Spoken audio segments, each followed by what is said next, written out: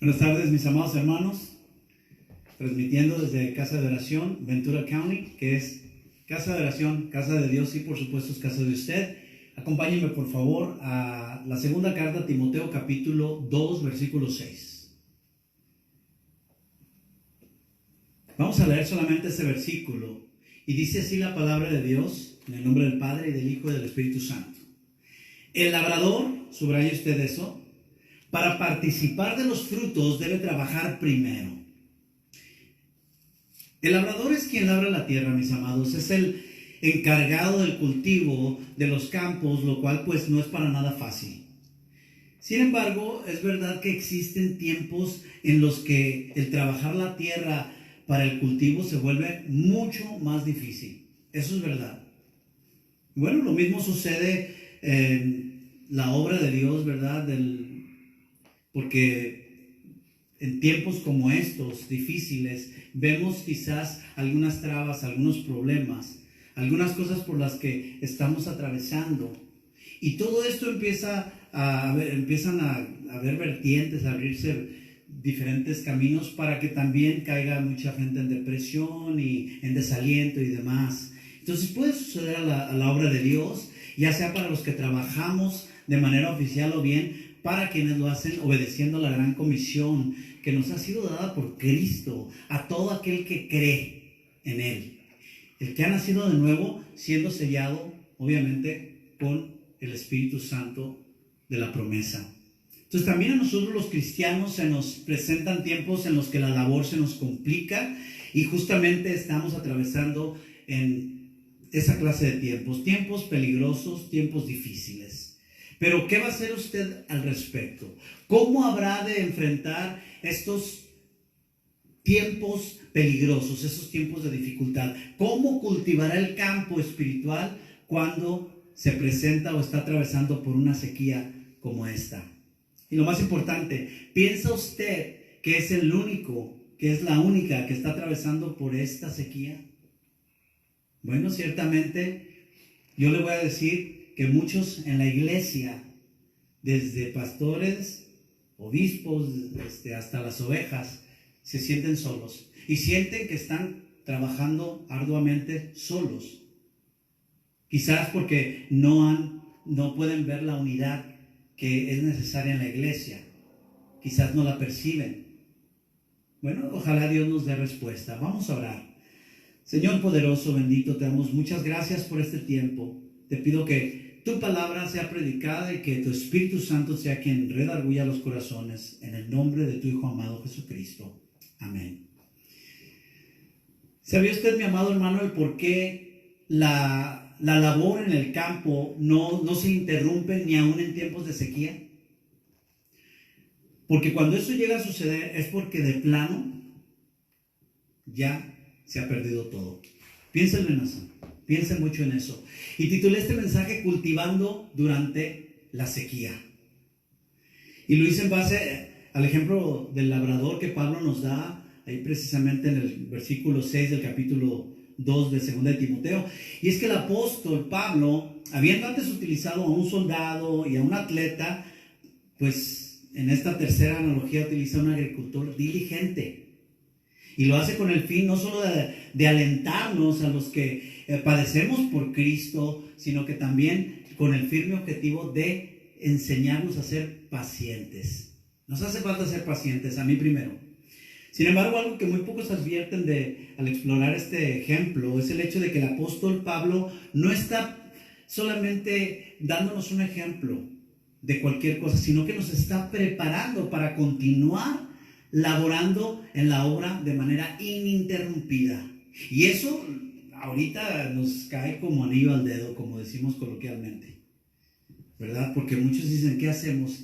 Ahora que se nos presenta una traba y luego otra, y así sucesivamente. Y vamos de un lado a otro tratando de resolver cosas. Primero los pastores, pero también aún las ovejas, ¿verdad? Ciertamente los servidores. Así que Pablo nos ayuda a eso, nos prepara para laborar en la obra de manera ininterrumpida, para que el cultivo de los campos no se detenga. ni aún en tiempos dificultosos. Y no solo eso, sino que nos está preparando a ser perseverantes. Eso es algo que se necesita mucho, perseverantes, ¿sí? Y nos está además adiestrando a encontrar alternativas, opciones que nos ayuden a continuar con diligencia, pues nuestro cultivo espiritual para la honra y la gloria de Dios. Eso es lo importante, el continuar. ¿Cómo le hacemos?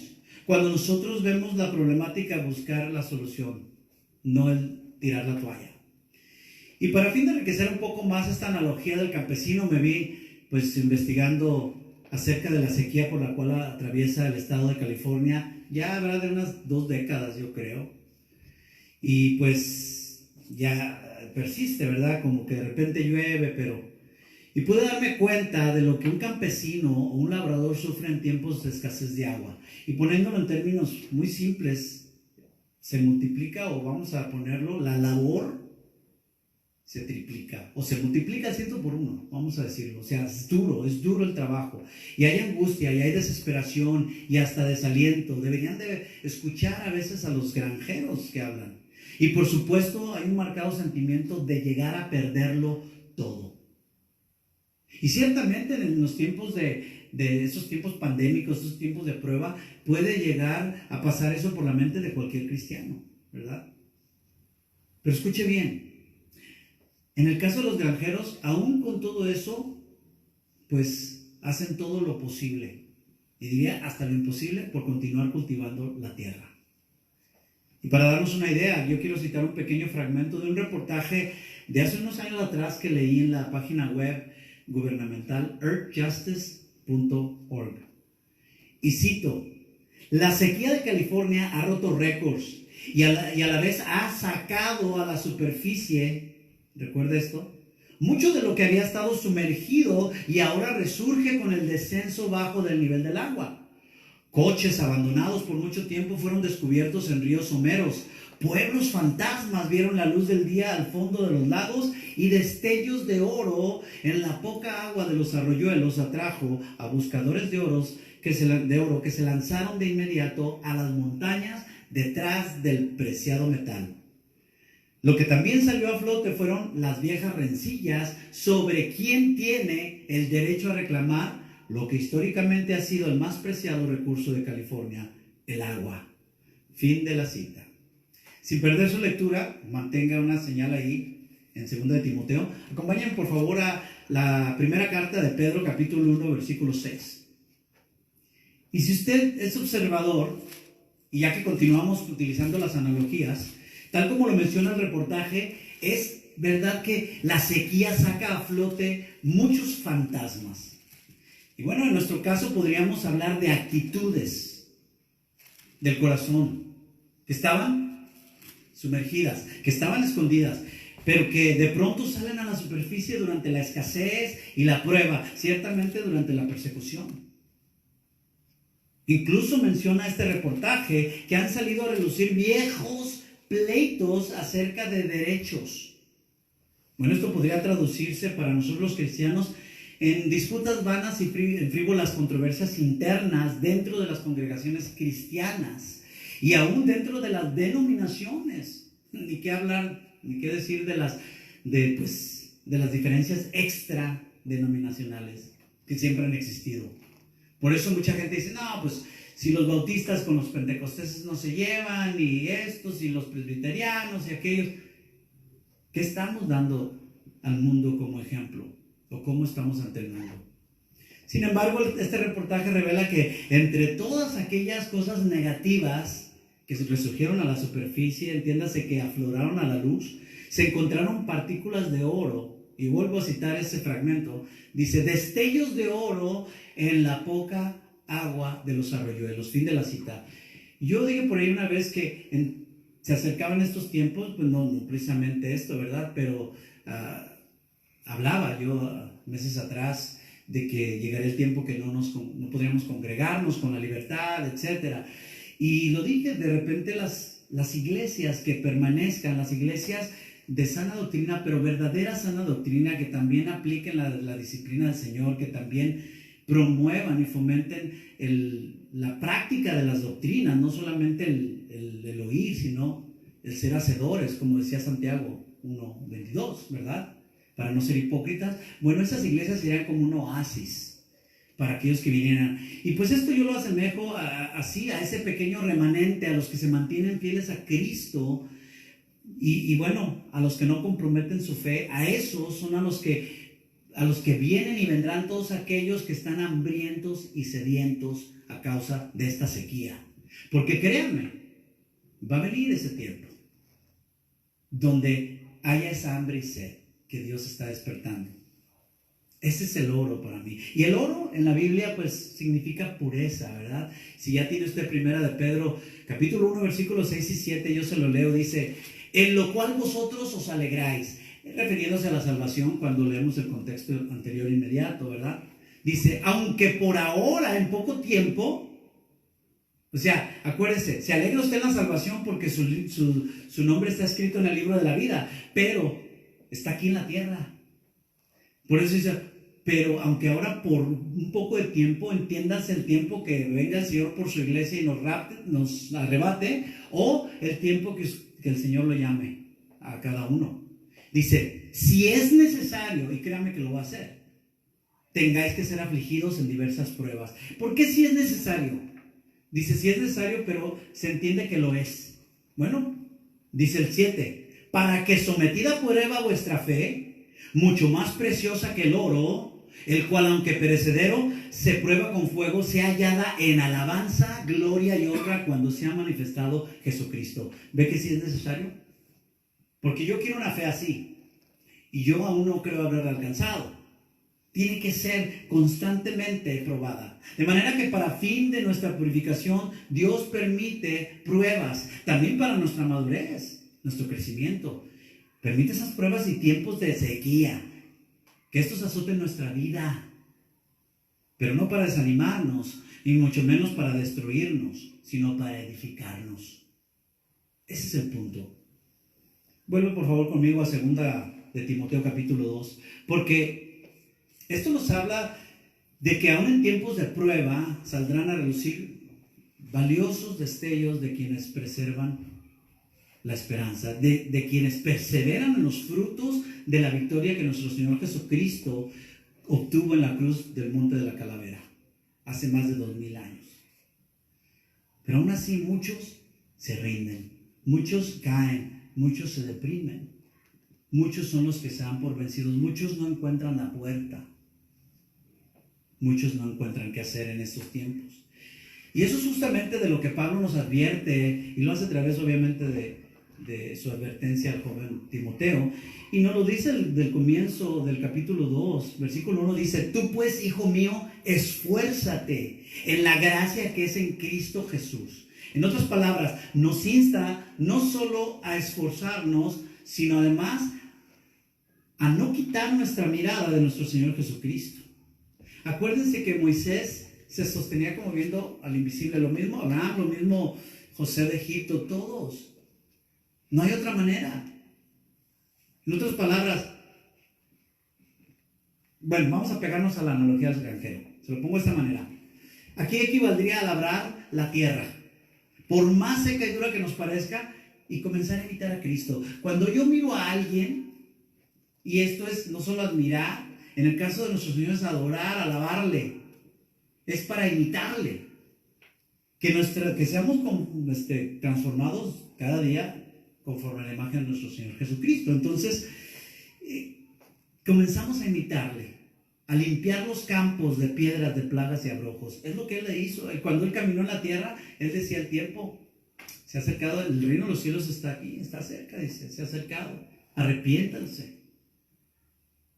Y bueno, dice el versículo 2, dice: lo que has oído de mí ante muchos testigos. O sea, yo me mantuve, Timoteo, y tú lo viste, dice Pablo, ¿verdad? Y lo vieron otros, fueron testigos de esto. Así mantente tú dentro de lo que te enseñé, de la doctrina apostólica, que por supuesto es la doctrina de Jesús, las palabras de Jesús. Entonces, Timoteo, surca y ara la tierra, trabaja, labora. Y fíjese lo que dice, si no lo confirma esto, lo que sigue: esto encarga a hombres fieles que sean idóneos para enseñar también a otros. Fíjese, Es decir, ponte a sembrar la semilla de la palabra de vida en tierras nuevas, en otros hermanos, pero que sean dignos. Aquí es donde muchos a veces se equivocan. De repente piensan, los pastores o abrazan el púlpito. No, no. ¿Cómo quisiera que todos predicaran y enseñaran? Pero ahí lo dice, tienen que ser hombres dignos, probados en su fe, que sean piadosos, que realmente sean un ejemplo, que practiquen lo que predican. Entonces, que sean competentes para enseñar. En pocas palabras, cultiva los campos durante la sequía.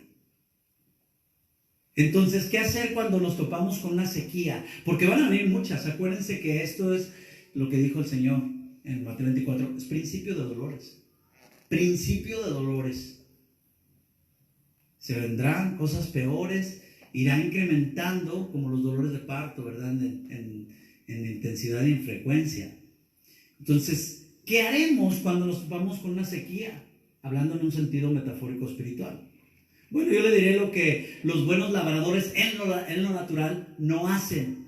No se dan por vencido. Así. Ellos buscan opciones. Buscan estrategias que les permiten seguir labrando el campo. Que les permiten seguir trabajando. Ahora, si tendrán una buena cosecha o no, eso viene luego. Por ahora hay que trabajar con lo que hay. Y verá, la Universidad de California, ante la problemática de la sequía, publicó un artículo titulado Consejos sobre las sequías. Y leo un fragmento, y lo cito, dice: estrategias para cultivar alfalfa con agua limitada, o sea, escasa. La alfalfa está bien adaptada a las condiciones de sequía y a las estrategias de riego deficitario. Es decir, cuando es muy escaso, que casi no hay, dice, cuando se enfrentan a sequías, escuche, cuando se enfrentan a sequías, los cultivadores de alfalfa tienen la opción de, primero, reducir la superficie de cultivo. Esto le llaman triaje o eliminación del riego en algunos campos. Segundo, riegos parciales durante la temporada completa, y esto le llaman dieta de hambre. Fin de la cita. En otras palabras, durante la sequía los labradores administran minuciosamente, regulan el agua de riego y también revisan muy bien el terreno que se ha de sembrar.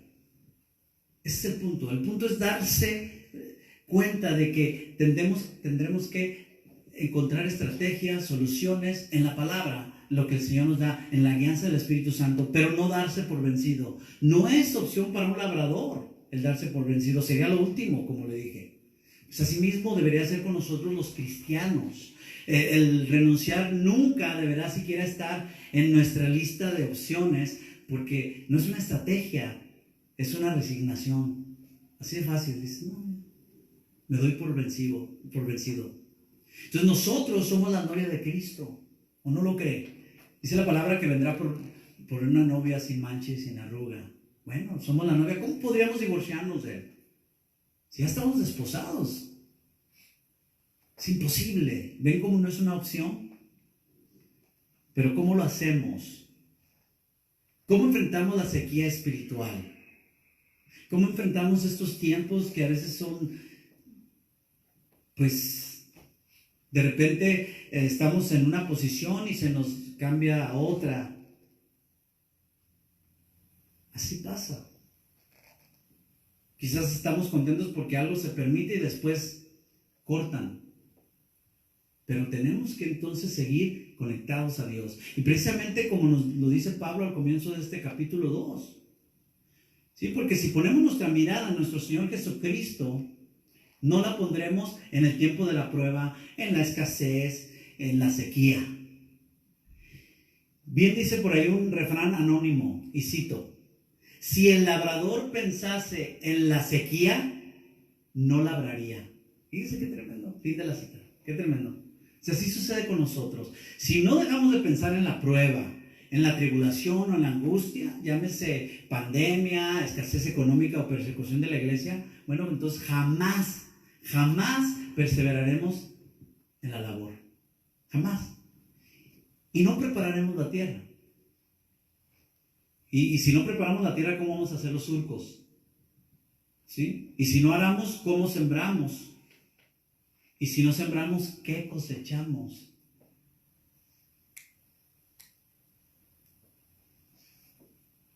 Y la lluvia puede venir. Pero si usted y yo no cosechamos, ¿de qué sirve? Pero es que la sequía está dura, no va a venir la lluvia, no hay esperanza. Bueno, eso es lo que el enemigo nos quiere hacer creer. Acompáñenme por favor ahí a 2 Timoteo, ahí mismo al capítulo 1, el versículo 15. En el capítulo 1 de esta epístola, el apóstol Pablo mencionó el cómo algunos que servían en el evangelio fracasaron en su devoción y en su fervor por defenderlo. Es decir, que hubo aquellos que empezaron bien, pero que tal vez por causa de las pruebas y las tribulaciones fueron perdiendo de a poco el entusiasmo hasta que finalmente se dieron por vencidos. Dice 2 Timoteo 1:15, ya sabes esto, que me abandonaron todos los que están en Asia, de los cuales son Figelo y Hermógenes. Al parecer Pablo esperaba más de estos dos personajes, a quienes podríamos sumar a Demas. Esto ya por el capítulo 4 se nos menciona, ¿verdad?, que abandonó a Pablo, le desamparó yéndose a Tesalónica por amor al mundo. O sea, su amor al mundo fue mayor que el de Jesús. Y ese es el peligro de este tipo de tiempos, donde Satanás se puede agarrar, el que nos pueda desviar, porque ya ha cesado en algunos lugares el congregarse. De repente la palabra se predica por las redes sociales, que pueden ser una bendición, pero a la vez puede ser una monotonía, y donde ya no hay, donde dicen, ya siempre es lo mismo, escuchamos lo mismo, y nos vamos por otro lado, y empezamos a irnos a Tesalónica. El caso es que ninguno soportó la prueba, desertaron en tiempos de sequía. Ahí es cuando se ve realmente, en tiempo de bonanza, de abundancia, de felicidad, y todos jijiji, jajaja, jojojo, todo está bien. Pero cuando viene la prueba, ahí la veré. Y cuando Figelo y Hermógenes se enteraron de que Pablo había sido arrestado por las autoridades romanas, lo abandonaron cobardemente. Además, negaron cualquier vínculo con Pablo. O sea, se avergonzaron de él, hermanos. Y eso se está viendo cada vez más. Aquellos que realmente están predicando la palabra, que realmente viven, son despreciados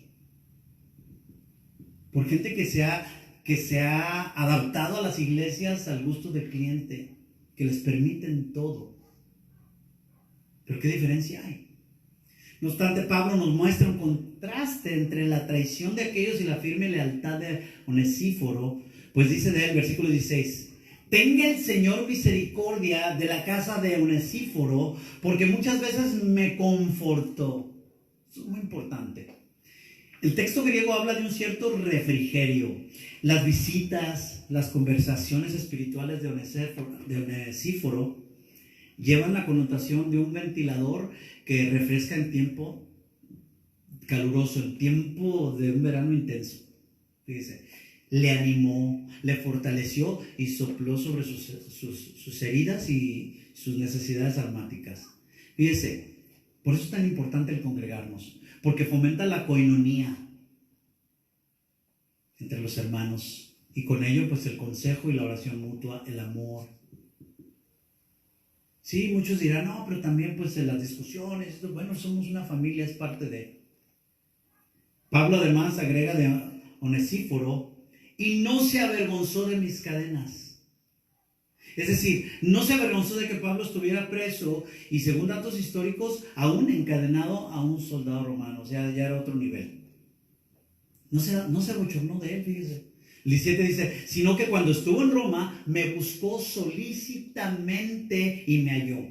Es como aquel que realmente busca a Dios, que realmente desea su palabra y congregarse. Lo hace solícitamente, estar constante, diligente, pero bueno, y lo halló.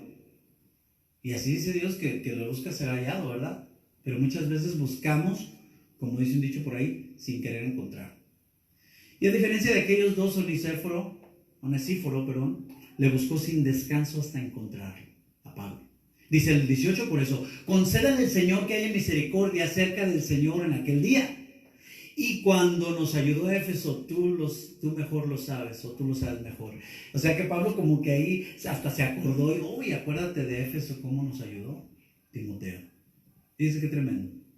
Y escuche bien, esto es importante. No le quepa ni la menor duda de que cualquiera que se ocupe de los hermanos en la fe, Dios le recompensará. ¿No fue acaso nuestro Señor Jesucristo quien allá en Mateo 10:42 dijo, y yo se lo leo, no lo busque, dice, y el que le dé, aunque sea un vaso de agua fresca, a uno de mis seguidores más humildes, por ser mi seguidor, le digo la verdad, también será recompensado? Qué maravilloso Dios tenemos. O sea, claramente somos siervos y somos esclavos, y cuando dicen, pues si has hecho lo que se te encargó, siervo inútil soy, porque he hecho lo que es debido. Pero el Señor nos recompensa. Recompensados por poner a otros antes que nosotros mismos. Y eso fue lo que Onesíforo hizo por Pablo. Y ese es el carácter cristiano, que está en peligro de extinción. Porque fueron sus visitas, justamente como bien lo plantea el texto griego, un refrigerio. Sin embargo, no le sacó de la cárcel. Yo quiero que entienda esto. ¿Verdad que no? Pero sí le buscó y estuvo con él. Tal vez usted pues no sea el que va a resolver los problemas de algunos hermanos. Tal vez no vaya a curar enfermedades. Tal vez no les pueda sacar de la cárcel. Pero sí puede ser quien brinde ese refresco a tiempo. Es importante. Ese vaso de agua fresca envuelto en una palabra de alivio, de aliento. Ese bálsamo de alivio también envuelto en una oración para ellos, de intercesión. Es una palmada en la espalda, hermanos. Pero no una puñalada, una palmada. Todo estará bien. Confía en el Señor. Una sonrisa de apoyo. Todos podemos ser onesíforos. Ahora bien, en esta segunda carta pastoral que Pablo le enviaba a este joven pastor, el apóstol le anima y le exhorta, ¿verdad?, a continuar aún a costa de los sufrimientos, porque los va a ver. ¿Sí? Por allá por el capítulo 4 se recuerda que todo el que busque vivir piadosamente sufrirá persecución, hermanos. O sea, todo eso se trata. Y además le exhorta a continuar aún a costa de estos sufrimientos. O sea, continúa. Y es que dése cuenta que desde el primer capítulo Pablo comienza a exhortar a Timoteo, que al parecer ya estaba tambaleándose. A lo mejor no queriendo seguir los pasos de Figelo y Hermógenes, pero sí de declinar en fuerza para la obra.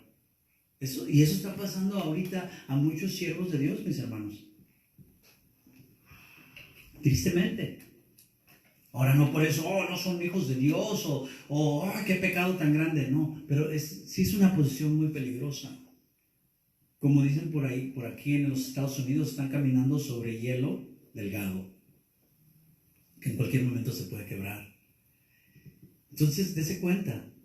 Yo estaba viendo tambalearse, a lo mejor, como le digo, no sé, tal vez Pablo comenzó a percibir en él un cierto desánimo que se manifestaba en su falta de comunicación, por lo que aún trae a flote el abandono mismo de su persona a causa de la vergüenza.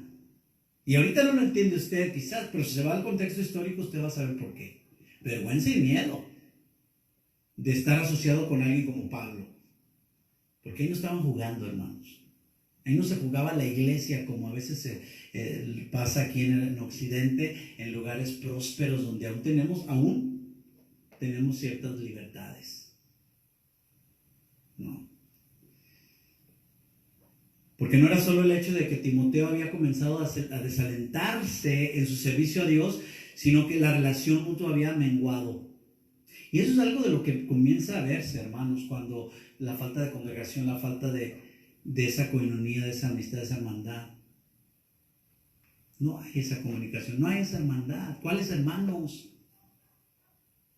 Ya lo decimos por lenguaje religioso, hermano, pero ¿cuál? Pues un hermano que no he visto en un año. Un hermano que surge cualquier problema, una tontería, y se va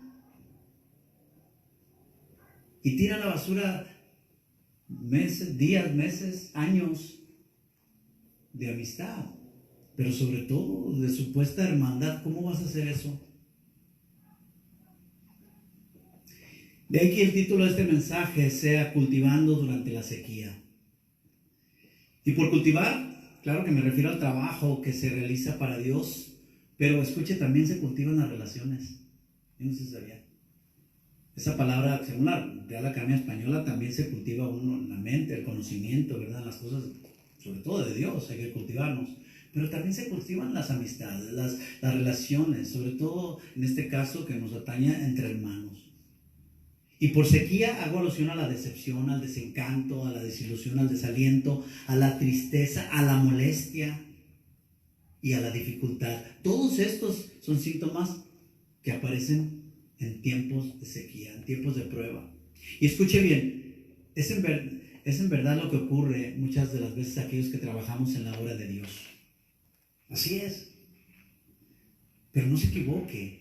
No solo los ministros del Evangelio podemos atravesar por una sequía espiritual. En lo que trabajamos obviamente en la obra de Dios, sobre todo con las personas, sino que los servidores y aún las mismas ovejas van a experimentar. Suelen y van a experimentar también sequía espiritual en el proceso de crecimiento, en ese proceso de madurez. Así es. De modo que tanto se desaniman los pastores como se desaniman los servidores y también las ovejas del Señor. Y lo único que puede revertir esto, escuche bien, es el amor y el apoyo mutuo entre los hermanos. Por eso es necesario que usted escuche bien y grábese esto: perciba la iglesia de Cristo como una familia en verdad. No como, son del templo, vamos, sí, con los hermanos. Pero damos a veces un peso mayor al hermano en la sangre, la misma palabra del hermano en la sangre, que tenemos la misma madre, el mismo padre, no sé, que el Padre Celestial. Y eso no es lo que Jesús decía. A su misma madre, cuando vinieron y sus hermanos, dijo: estos son mis hermanos y mi madre y mis hermanos están aquí. Los que hacen la voluntad de Dios, los que siguen, los que le siguen. No porque María y los hermanos no le siguieran, ¿verdad? Algunos en ese momento no, pero como Judas. Pero no es el punto, sino de que Él lo que le está diciendo, estos son. Es más importante los lazos espirituales, ¿verdad? La sangre de Cristo, lo que ha permitido que la sangre terrenal. Pero muchos no han entendido eso. Tenemos que ver a la iglesia como una verdadera familia, pero una familia divina. O sea, no por eso somos perfectos, claro que no. Yo al menos. Pero las familias pasan por contrariedades y pruebas y desacuerdos y aún contiendas. Pero seguimos adelante. Pero que sin embargo tratan de encontrar respuestas y soluciones. Para eso nos sirve a nosotros los cristianos el enfrentar una sequía espiritual, estos tiempos difíciles, no para desanimarnos y para dejar de trabajar, sino para crecer y para redoblar esfuerzos. Todo para Dios. Todo lo que hagamos por palabra o por obra, que sea para el Señor, ¿verdad? Entonces la sequía, entiéndase la prueba, por supuesto que vendrá a todo verdadero cristiano, a todo aquel que ha experimentado un nuevo nacimiento, porque al experimentar un nuevo nacimiento, experimentas un cambio de vida. Y escúcheme, yo le aseguro que ese cambio de vida no viene sin sufrimientos, sin sacrificios, sin sequías. Definitivamente no. La misma palabra nos dice que Dios a su pueblo de Israel lo pasaba por el desierto, dice, para probar tu corazón. Por desiertos, por escaseces, obviamente estando al tanto. Pero así va a ser. No porque pases por tiempos de dificultades, es que no seas hijo de Dios, más bien Él va a aprovechar ese tiempo para afirmarte aún más. Si es que no te desvías, si es que no sucumbes al engaño de Satanás. Sin embargo, cuando la sequía, escuche, la sequía parece vencernos, es porque precisamente hemos comenzado a tratar esos cambios o aún a buscar solucionarlos con nuestras propias fuerzas en nuestra humanidad. Y es un grave problema y eso está ocurriendo mucho en la iglesia hoy. Queremos resolver todo con nuestras fuerzas. Nos desesperamos, nos desanimamos. Vemos y no buscamos y no encontramos, etc. Porque a veces no volteamos al cielo. Y esto tanto de parte de pastores como de los congregantes. Y reflexionemos pues en esto. Lo que usted y yo no podemos hacer en nuestras fuerzas, Dios sí puede hacerlo por el poder de su Espíritu, que es maravilloso, grandioso. Y eso es lo que en esencia Pablo le está diciendo aquí a Timoteo, porque este joven pastor había llegado a un punto en su vida donde él realmente ya estaba luchando sus propias fuerzas, dependiendo de sus habilidades meramente humanas. Yo pienso que en un tiempo muy similar al que hoy pasamos algunos. ¿Cuál fue el resultado de eso? Bueno, en su humana debilidad iba perdiendo de a poco el ánimo. Y con ello la fe. Fíjese nomás. ¿Por qué cree que Pablo le dice, aviva el fuego que dice esa fe que yo sé que tienes? Si ya no tenía aquel arrojo y coraje que alguna vez le caracterizaron. Timoteo ya de tiempo había dejado de emplear su don, como le dijo Pablo, en la plenitud de su capacidad. ¿Qué sucedió? Bueno, el temor lo comenzó a embargar. Y eso es lo que ahorita está pasando. El temor lo comenzó a embargar. El temor a los que perseguían su fe, el temor al gobierno, el temor a los enemigos que le enfrentaban o le buscaban mientras pastoreaba en Éfeso, el temor de los mismos hermanos que le menospreciaban por ser un joven pastor. Era en verdad una etapa muy difícil para Timoteo. Y todo eso lo arrastró incluso a desarrollar y a mostrar una tendencia, escuche usted, de avergonzarse del Evangelio y de la misma situación del apóstol Pablo, su tutor y su padre espiritual. Por eso es por lo que Pablo le anima, porque le ama, y obviamente porque fue inspirado por el Espíritu de Dios, nos ama a nosotros. Y le dice en el versículo 1, esfuérzate o sé fuerte. ¿En qué? Bueno, en o por medio de la gracia. O sea, el favor inmerecido que está solo en la persona de Jesucristo. Solamente. No hay otra manera, mis amados. A ver, es como si tomando aquel ejemplo del labrador, Pablo dijese, Timoteo, tú labra la tierra, que Jesucristo se ocupe de la lluvia. Ay, es que la sequía, no importa, tú labra, tú trabaja. Y ese es realmente el tema de este mensaje, el hecho de que usted, en virtud de su unión con Cristo y solamente en Él, pues se ocupe de hacer su parte, porque el estar conectado a Cristo, por ese simple hecho, permitirá que el movimiento del Espíritu Santo opere en poder, un poder mayúsculo. Y le ayuda a perseverar a través de la sequía, de cualquier prueba que usted atraviese, de cualquier sequía espiritual, de esta pandemia y de muchas otras. Y a ser además testigo de la postrer bendición de Dios. Que no se le olvide eso. Dios no solamente nos pasa por tiempos de prueba, tribulación, por desiertos, por sequías, sin al final tener algo para su pueblo. Miren, no lo busque, pero en Deuteronomio 11, 13 y 14 yo se lo leo. Fíjese lo que dice Dios a través de Moisés también. Dice, si obedeciereis cuidadosamente a mis mandamientos que yo os prescribo hoy. Es una receta como medicina, ¿no? Amando a Jehová vuestro Dios y sirviéndole con todo vuestro corazón y con toda vuestra alma. ¿Se da cuenta? Ocupándole el primer lugar y punto. 14 dice, yo daré lluvia de vuestra tierra a su tiempo. No al tiempo tuyo, al que se te antoje, como a veces se me antoja a mí, o digo, ¿por qué no veo esto? ¿Por qué no veo aquello? No, yo daré lluvia de vuestra tierra a su tiempo, la temprana y la tardía. Y recogerás tu grano, tu vino y tu aceite. Usted cultiva la tierra, que Dios se encarga de la lluvia. En otras palabras, usted obedezca lo dicho por Dios y Él derramará su bendición. Téngalo por seguro. Escuche bien, la tierra de Canaán era rica y generosa, fértil, pero no sin el cultivo. Eso es lo que muchas veces se le olvida a la gente. Queremos la bendición de Dios, pero no queremos obedecer. La lluvia temprana cae después de la siembra en octubre inmediatamente después de la siembra en octubre y noviembre.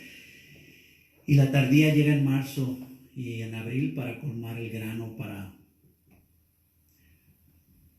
que éste más tarde dé fruto. Pero cuando no hay lluvia, cuando sabemos que por mucho tiempo no ha habido lluvia, cuando está esa sequía, ¿qué? ¿Qué en tiempos de sequía?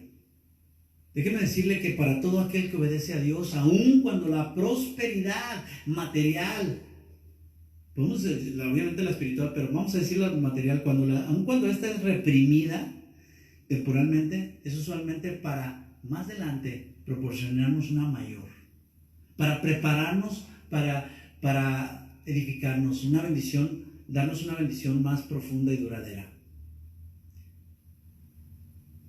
Esto pues lo vemos cuando leemos Romanos 8:28, ¿verdad? Y sabemos que los que aman a Dios, pero ahí está, todas las cosas nos ayudan a bien.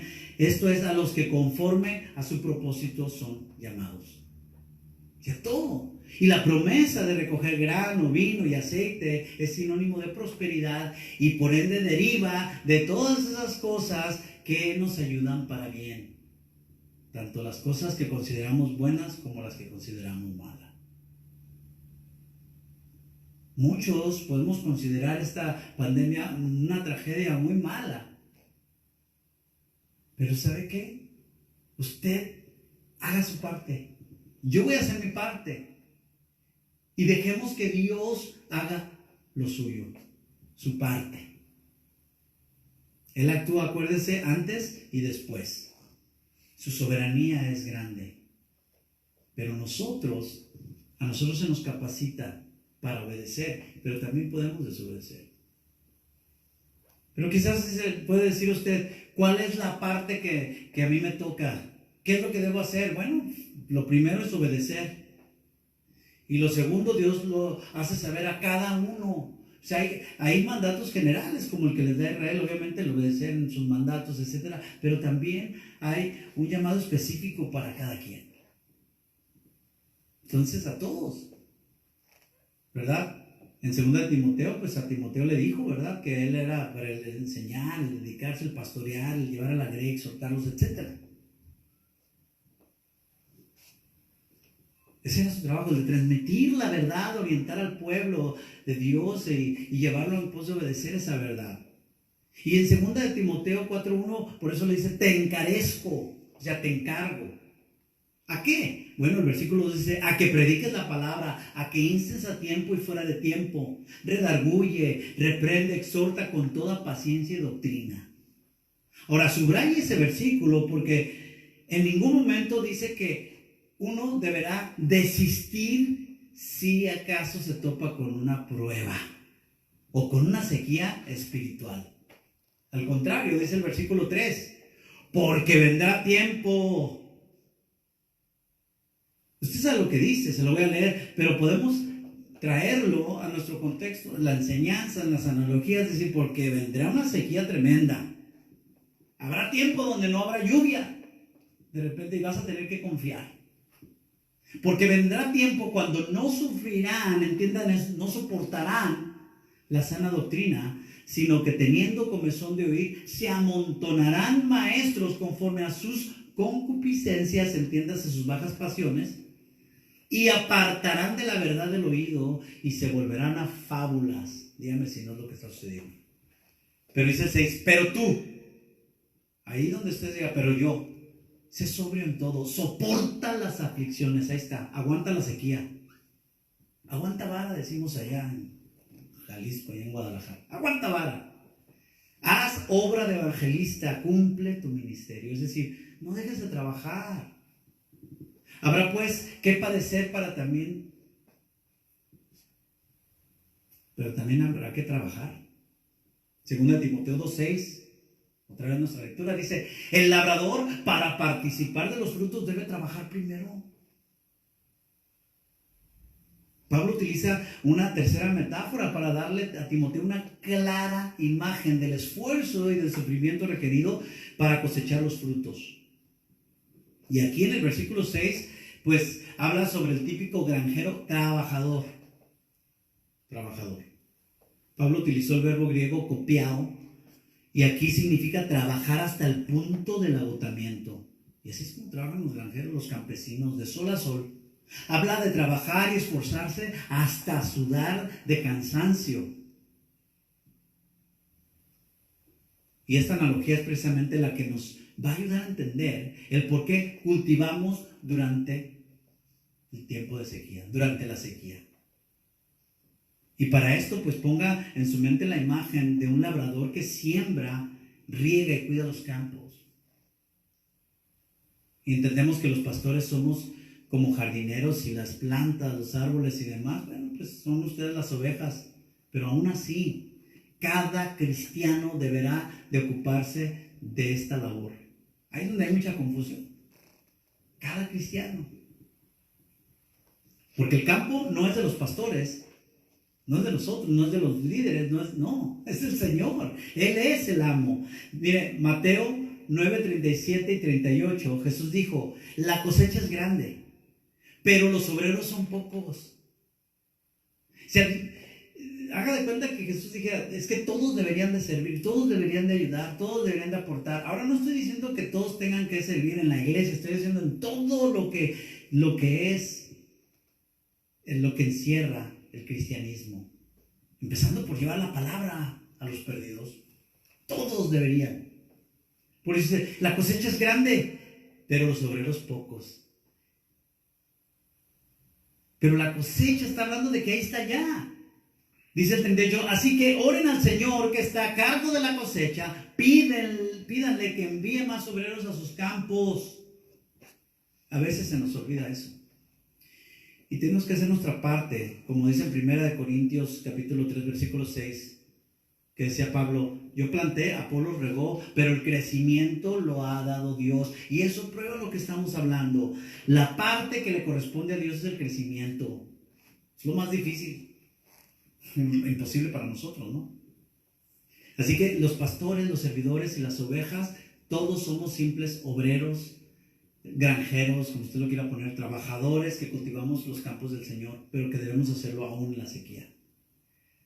Y déjeme decirle que esta analogía es para mí la que más se asemeja a la labor en la iglesia.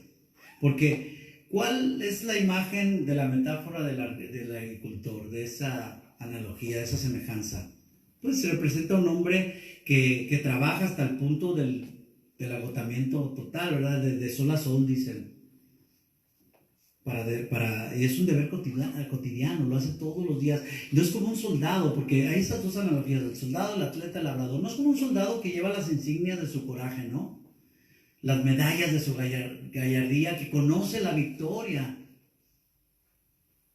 Tampoco es como un atleta que llevando la corona, ¿verdad? La aureola, la corona en la cabeza, los olivos, ¿no? O una medalla de oro en el pecho, asciende y recibe a calurosos aplausos de los hombres, aunque sea de manera transitoria. Pero el granjero es distinto, fíjese. Y lo vemos porque nunca nos ponemos a pensar, o casi nunca, cuando nosotros disfrutamos de alguna verdura, de alguna fruta, de algo que se trabaja en los campos, y nunca nos ponemos a pensar, ¿cuánto trabajo se llevó esto? Y el granjero es distinto. Él ara y siembra y cuida la cosecha temprano y tarde. Él lucha contra las heladas, él combate el calor, él ajusta el nivel del agua, de riego, porque nunca demasiada agua porque se ahogan y nunca menos porque se secan. Y él, el agricultor también, pues lucha contra los insectos, las plagas y las malezas. todos los abrojos, los espinos, etcétera. Pacientemente espera, pacientemente trabaja, todo en esperanza de ver llegar la cosecha. Y lo hace solo, todo solo. No estoy diciendo en este caso que nosotros lo hagamos solo, pero lo hacemos con Dios, pero acuérdense la analogía. Nosotros tenemos que trabajar. Y si alguien no hace el trabajo, no, pues que estoy solo, pues hágalo. Como ese granjero, usted dele. Usted trabaje. Y lo hace sin gran emoción, ya que no hay recompensa inmediata. O sea, es más bien una rutina habitual, cotidiana, pero es un deber. Es una parte fundamental del ministerio, mis amados, pero también, escuche, de la vida cristiana, porque somos padres, somos hermanos, somos hijos, somos compañeros, amigos, entiéndanlo, por favor. Tenemos que hacer lo mismo. Obviamente como pastores daremos cuentas a Dios por las almas que ha puesto a nuestro cargo, pero usted también, como padre de familia, dará cuentas. Quizás aquel trabajador que está a su lado por yo no sé cuántos años y usted nunca le ha hablado del Señor. Yo no sé, pero todos. Muchas veces tendremos que labrar en las vidas de los que amamos y entonces esperar a ver si hay fruto. Pero eso ya no le corresponde a usted. Usted haga su parte. Porque como cualquier pastor diligente, como un maestro, pues yo sé lo que es dedicarle a la enseñanza y el ponerse al servicio de la vida de otros. Y también enseñar a esos que a su vez enseñarán a otros. Y en semejanza de un soldado también, pues sé lo que es estar al borde de la lucha, ¿verdad? Sobre todo espiritual. Y ver la furia de la batalla y soportar, hermano, las cicatrices. Sufrir las heridas del ministerio, pero eso así es. Y como atleta, pues también entiendo lo que es ganar una corona temporal.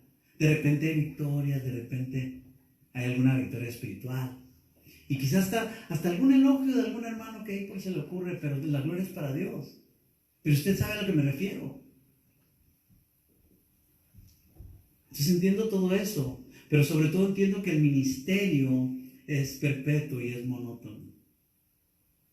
Alguna vez me han escuchado decir que el ministerio no es vitalicio, pero nos referimos a donde de repente que yo quiero ser yo tengo llamado a ser el pastor o a ser el líder de la alabanza, a hacer esto.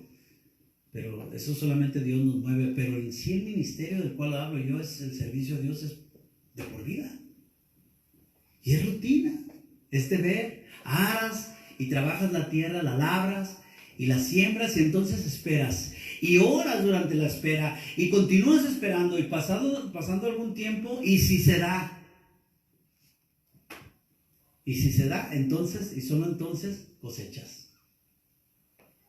Y esto es curioso porque ahí no hay euforia, porque aunque hay alegría, hay un gozo, dices, ay, qué bueno, y ves ese cosechar, esos frutos espirituales como Pablo lo dijo a los filipenses. Es que Dios cubre mis necesidades, pero yo quiero ver fruto en ustedes, qué alegría. O sea, cuando se cosechan esos frutos, pero en ocasiones es apagada por la tristeza de las plantas, que por más y más que las podamos, por más y más que las cuidamos, por más y más que les pusimos agua, no se dieron, o peor aún, resultaron cizaña. Es un trabajo duro, ¿verdad? Pero también como padres de familia lo podemos experimentar con nuestros hijos. En muchos, no solamente para los pastores. Porque hablando en lo espiritual, recuerden que todos somos iguales ante los ojos de Dios. Hombre y mujer, no importa.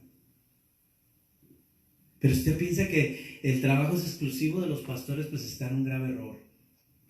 Porque desde el momento en que fuimos hechos nuevas criaturas, esclavos por Cristo, lo mismo a la palabra, o sea, lo decimos, somos esclavos por Cristo, bueno, desde ese momento fuimos hechos esclavos por Cristo por amor, pero aún así existe en cada uno de nosotros un compromiso con Dios. Un compromiso de mucho trabajo, de un trabajo agotador, de mucho esfuerzo. Y a veces la cosecha viene y a veces no. Esto lo sabemos todo. Y a veces va a ser el no más frecuente que el sí. Y estos son esos tiempos, ¿verdad? Que de repente cuando hay lluvia, cuando el tiempo está fértil, me imagino en el tiempo del huerto del Edén, que todo se daba, que no había pecado, ¿verdad? Y no había plagas, no había esto, todo, trabajaba la tierra Adán, pero todo, Dios bendecía todo. Ahora lo bendice, pero la tierra está maldita. Entonces es mucho más trabajo. Imagínense ahora en tiempos de sequía. Estamos hablando de sobra. Y cuando se cosechan frutos de algún hermano en la común fe, en algún matrimonio, en alguna familia, nadie dará una medalla, ni habrá quien aplauda. Pero la recompensa viene del Señor. Y es que al fin y al cabo, si se dio la cosecha, téngalo por seguro, aún durante la sequía, solamente el hecho de que se dio es por Él. La gloria y honra es para el Señor, y muchos nos olvidamos a veces. Es por Él, fue solamente por haber hecho nuestra parte, obviamente, por haber seguido, tanto yo como pastor, como tú como servidor, o tú como oveja, las instrucciones de Dios. Nuestro Señor fue quien hizo el resto. El Señor es quien agregaba a la iglesia todo aquel que debe ser salvo. El Señor abre las puertas, el Señor es el que nos guía. ¿Cómo habrá de enfrentar estos tiempos peligrosos? Esforzado, mi amado, mi amada, esforzado. ¿Qué hará cuando atraviesa por una sequía espiritual? Cultivar el campo, sin ver la sequía, sin ver la pandemia, los problemas. Y algo muy importante que dijimos al principio, ¿piensa usted que es el único, que es la única que atraviesa por esta sequía? ¿Que se siente solo, que se siente así? Bueno, por supuesto que no. Si usted cree eso, está equivocado, como yo lo puedo estar. Todos nuestros hermanos en Cristo, los verdaderos que luchan en la misma batalla, tienen ese sentir. Corremos la misma carrera. Estamos acuérdense, son 3 analogías. Estamos en la misma guerra, luchamos en la misma batalla, corremos la misma carrera y cultivamos durante la misma sequía. No es más para mí ni para otros. Y el Señor es el mismo y el poder es de Él. Yo quiero concluir con Santiago 5:7. Los dejo con esta palabra que dice: por tanto, hermanos, tened paciencia, tengan paciencia, tengamos paciencia. Pero el que tengamos paciencia no quiere decir que estemos muy a gusto, sentados en nuestros laureles, que no trabajemos. Ay, Dios se encargará. Ay, sí, nos dijeron que no hagamos, pues no hacemos, pero no buscamos soluciones. Tengan paciencia hasta la venida del Señor. Mirad como el labrador espera el precioso fruto de la tierra. Fíjese. Aguardando con paciencia hasta que reciba la lluvia temprana y tardía. Pero escúcheme bien, en todo ese tiempo hay trabajo, hay labor. No es de que se está así nomás viendo, no. Desde la preparación de la tierra, el arar, los campos, el sembrar, cosechar, todo es trabajo. Pero es la labor que Dios ha puesto en cada uno de nosotros.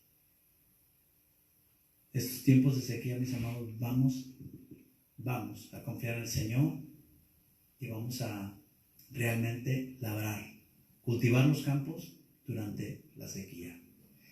Cierra sus ojos en reverencia al Altísimo. Señor Todopoderoso y bendito, te doy gracias, Señor, por tu palabra de aliento, de ánimo, por este bálsamo de alivio, este refrigerio que tú traes para nuestros huesos, Señor, porque ciertamente tú eres el Dios Todopoderoso, Señor.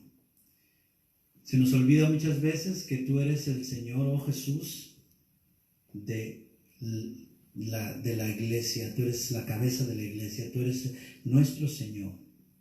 Y muchas veces tratamos y buscamos hacer todo con nuestras propias fuerzas. Ayúdanos, Señor. Ayúdanos a despertar a todos aquellos que estén en desánimo, en desaliento, Que estos tiempos de repente, ya sea que los desvíen para un lado en cual no les importe mucho, o para el otro donde hay temor y hay angustia y desesperación y no saben qué hacer. Señor, manténnos en el camino, en la senda correcta, viendo hacia ti, Señor, oh Cristo. Padre Celestial, ayúdanos. Señor, a que podamos, como Pablo le dijo a Timoteo, que podamos avivar el fuego que hay en nosotros. Despierta a tu iglesia, Señor. Despierta a tu pueblo. Que no necesitemos de una persecución severa que se viene. Que podamos en estos tiempos demostrar que podemos trabajar, que podemos labrar y cultivar, viendo, sosteniéndonos siempre como viendo al invisible. A ti, Jesús, que eres el rostro de Dios. Bendito seas, Padre Celestial, que estás en los cielos, sentado en el trono, y al Cordero que está a tu diestra sea toda la honra y la gloria y el poder por los siglos de los siglos. Amén. Dios les bendiga, mis amados. Esta ha sido palabra de Dios para ustedes. Dios les bendiga. Tengan buena tarde.